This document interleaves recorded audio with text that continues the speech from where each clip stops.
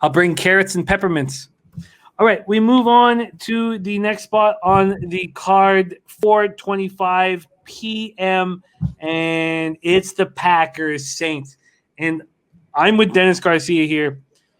The Saints are becoming more appealing and more appealing and more appealing every day of study. Does that mean I'm going to bet them? Here in game one, I'm not sure.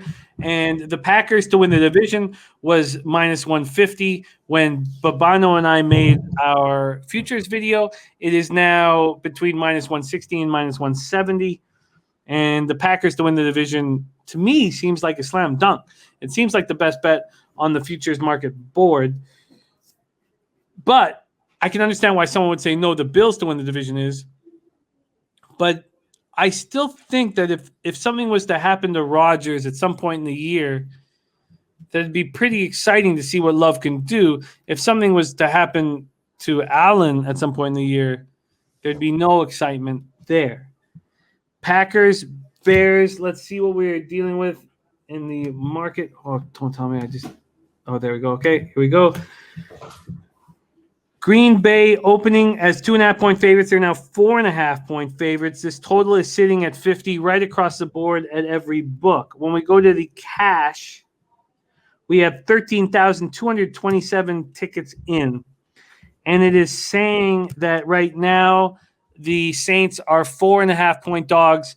And Sports Insights is saying that they will be 4-point dogs by the time we wake up in the morning. 33% of tickets on the spread are on the Saints, but 51% of cash is on the Saints. So sharps are on the Saints. 46% of tickets are on the under. 71% of cash is on the under. LaFleur in year 3, Hackett, offensive coordinator year 3, and Joe Barry's first year as defensive coordinator for the Pack. They bring in Randall Cobb. You know, we all watched with enthusiasm what Aaron Rodgers was going to do in the offseason. The fans watching with enthusiasm were not Green Bay Packers fans and hoping Rodgers might move somewhere. The Packers fans were scared. Randall Cobb comes in. Eric Stokes, drafted 29th overall by Georgia.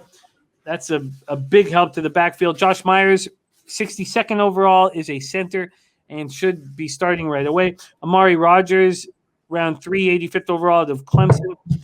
Kylan Hill, a running back out of Mississippi State. Devondre Campbell, inside linebacker out of Arizona. They lose Jamal Williams. They lose Corey Linsley. Those are both losses. From a running back perspective, it's not a loss. They're deep, but Corey Linsley is a loss. Look, Aaron Rodgers' future was in question all offseason. Skipped all offseason team activities, became engaged to a possibly unattractive woman. It depends, what movie you see her in. And then he is there for every important first day of training camp and everything else. Coming off a year, 48 touchdown passes, 70.7% completion percentage, 121.5 passer rating, 1 point shy of the NFL record that he set in 2011. Third season with LaFleur, gets every skilled player back. Devontae Adams coming off just a giant season, 18 touchdowns, 1,374 receiving yards.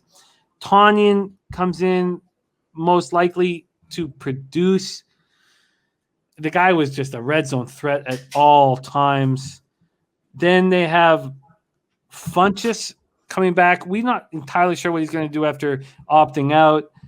Cobb comes back after 2 years away. They traded up to draft Amari Rodgers. They have Alan Lazard and Valdez-Scantling. Tons of weapons at Rodgers' disposal. Jones signs a 4-year, $48 million extension, back-to-back 1,000-yard seasons. A.J. Dillon, we saw what he could do at the end of the year. The guy's a beast, big boy. Lots to prove still. Now, there are questions in the front line. Lindley leaves. Bakhtari tore his ACL. Will he be healthy all year? This defense finished in the top 10 in yards allowed for the first time since 2010. 5 first-round picks on defense, all under the age of 25. It should be an improving group. Jair Alexander's a monster, but they don't get enough pressure. Kenny Clark does not do the job. Zadarius Smith and Preston Smith both regressed. They draft in 2019 first-round pick Darnell Savage. They also draft 12th overall Rashawn Gary. They're expected to carry a heavy load and do damage. They haven't been doing it. Bebsie, Packers week 1 and season long. Do you like them on the road in New Orleans? Do you like them to win the division? I like them to win the division. With the Bears being a real threat if Justin Fields takes over. The way I feel about the Packers is this. I can't think of such an excellent team that I've been less worried about. Maybe in NFL history. I think they're a very good team. I just think when push comes to shove, they're not better than the best teams. And I don't think they do enough to address it. And that's what Aaron Rodgers' beef is every year. And he always has some sort of beef. But whether you back Rodgers or you don't, he makes a good point. Like they don't have that instinct that other teams do in the offseason where they retool and they find the right spots. I also don't know if LaFleur makes the in-game adjustments he needs to when he's playing against better teams. So, yeah, I think the Packers will probably win the division again. They're probably going to be a very good team. Aaron Rodgers is going to be a stud. But I still, as talented as they are, do not see them as a legitimate contender again. And it's why, not necessarily 100% why, but in week 1, I think they've got too many points being given to them against the Saints. It was a very good football team that really just lost Drew Brees. And was Drew Brees helping them last year? Command of the offense, reading a defense better than anyone. But right now, I don't know. I believe that Jameis Winston will be fine. Maybe I'm in the minority here, but I think Jameis Winston's going to have a good year. And these Saints, they're not going to be as bad as people think. I don't think you're in the minority. I think that Jameis Winston should win Comeback Player of the Year. I think he could possibly lead the NFL in passing yards. What are we 2 years removed from him doing that with the Buccaneers? Peyton in the year 15, Carmichael year 13, Dennis Allen in the year 7. They pick up Nick Vanette from the Broncos to replace Jared Cook. Chris Hogan comes in from the Jets. We don't know how long Michael Thomas is going to be sidelined. We expect the bye week, but he's going to be very useful. Pete Werner comes in, the middle linebacker from Ohio State. Ian Book comes in to carry a clipboard. Kawam Baker could be very good, this wide receiver out of South Alabama. They lose Drew Brees, Emmanuel Sanders, and Jared Cook. This is a new era that's beginning, and they're perfectly set up for it. Now, they lose Terry Fontenot, and it looks like he's doing a good job with the Falcons, even though I'll still be on there under 7.5 win total. Joe Lombardi, they lose. Dan Campbell is now the head coach in Detroit. I mean, they lose some pieces from the head coaching team. And I thought that Taysom Hill was going to battle Jameis Winston, but the more I studied it, the more I saw that Winston is the look here. Ryan Ramczyk. I honestly think Winston and Hill is an upgrade over Brees and Hill last year. Obviously not career-wise, but man, Brees couldn't throw there was no deep threat because Brees couldn't put the ball deep down there. I think I'm talking to myself into a Saints play here. So do I. I think I'm talking myself into a Saints play as well. So we know this. So you got a quarterback in a tenuous situation where he's got to step up. And what are you giving him? Possibly the best offensive line in football, right? You got Ryan Ramczyk at left tackle. Oh, sorry, right tackle. At left tackle, Terran Armstead. You got Andrews Pete.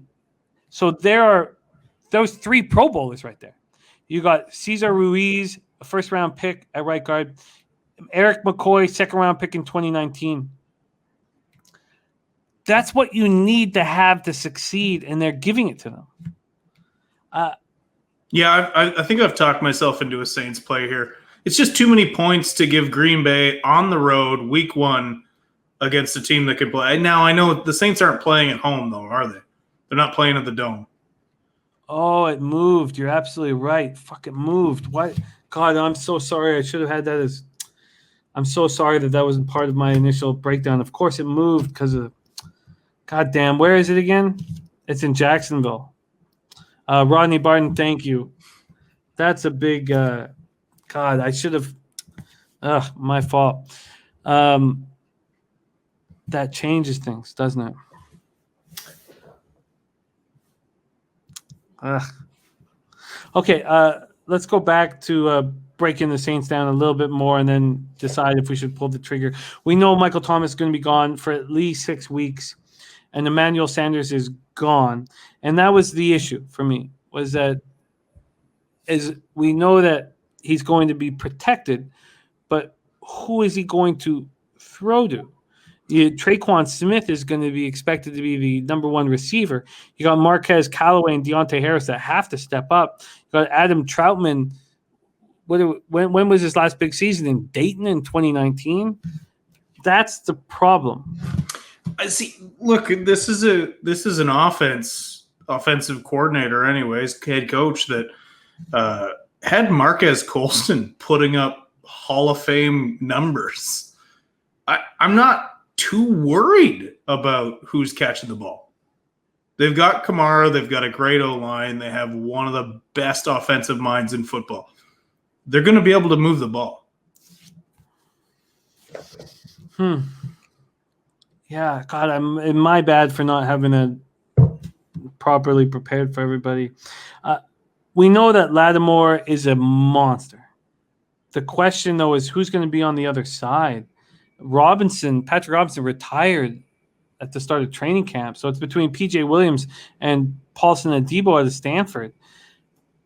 I mean, it's pretty simple what Rodgers is going to do. He's going to pick on those two guys.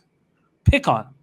He's going to stay away from Lattimore, and Rodgers is so smart. He's just that's a DeMario Davis coming off a great year, and Marcus Davenport, Carl Granderson, Peyton Turner.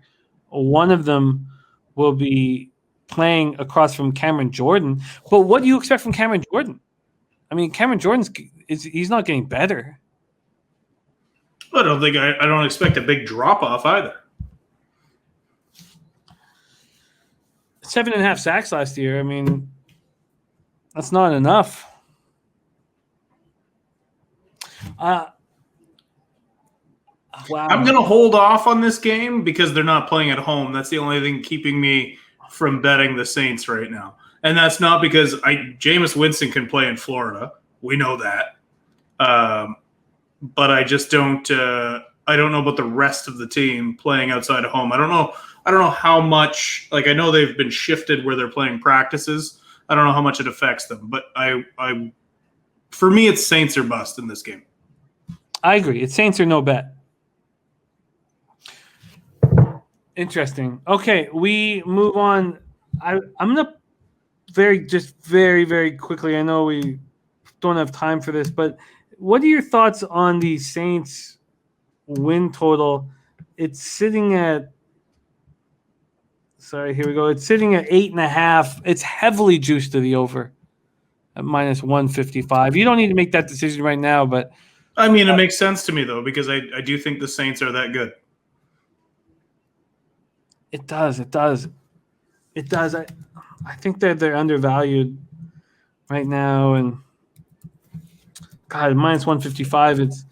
If it's a $200 bet, it's just ho-hum worthless at -155, sort of. Gonna have to bet more if you want to get the blood pumping. Let's get the blood pumping for our next game.